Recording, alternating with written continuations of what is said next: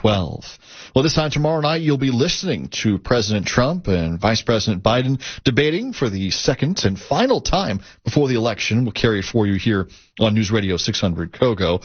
The Presidential Debate Commission is going to mute each candidate's microphone when the other one is being asked the first question.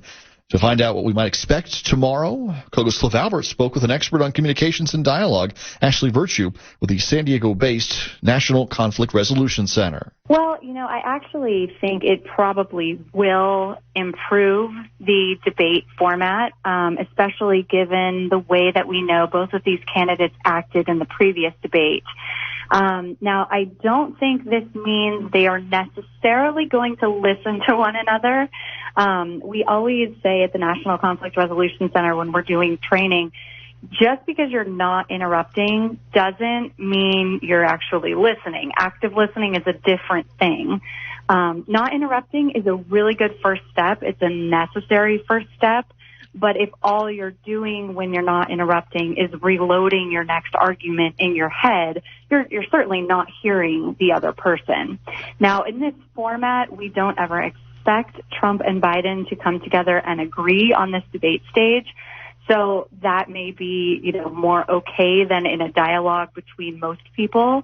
However, I would say it is important that they're not interrupting each other so that we as the audience can listen. What could the debate teach the rest of us about communicating and listening to one another? Not interrupting one another is one of those basic tenets of respectful communication, right? I mean, it's what we teach our preschoolers, is that they don't interrupt each other and they don't interrupt the teacher.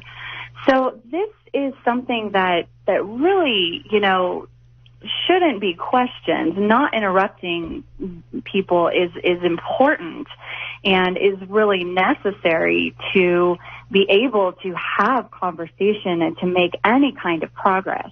So I think regardless of how the candidates act, it is really important for us to watch and learn and think about how important just that one simple action is.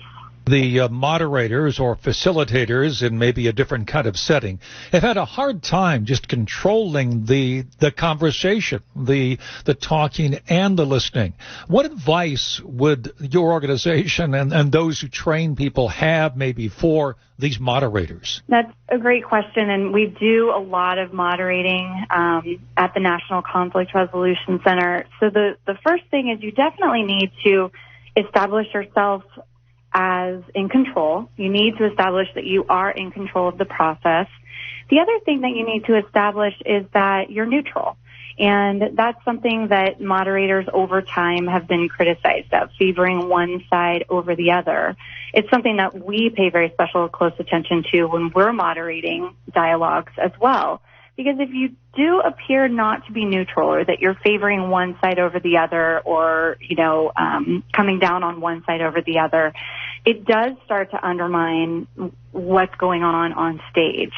And we don't want to, it's not really a forum for the moderator to be the focal point. It's a forum for the candidates to be the focal point. So the moderator's job is to stay in control, enforce the rules consistently, and really appear neutral. Although political debates are known to be contentious, how do you think that the nature of the civil discourse now in the political world in which we live affects the communication and the ability to move forward? I think it affects it very much. I think when we see our national leaders dissolve into flat-out fighting with one another and, quite frankly, at times acting a bit childish, it fuels the permission in the rest of us to act the same way.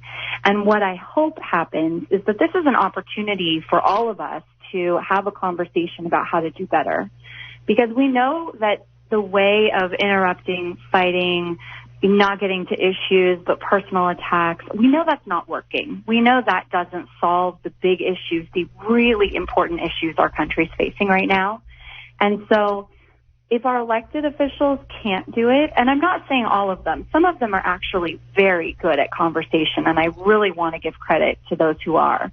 But if some of them can't do it and we see that, I hope it's not an excuse for the rest of us to fall into that. Rather, I hope it's a call to action to those of us who need to step up and say, I want to be able to have conversations, important conversations with people, even people who think differently than me, because it's the only way we're going to make movement on these important topics. It's Ashley Virtue with the National Conflict Resolution Center. You can hear the final presidential debate right here on KOGO starting at 6 o'clock tomorrow night.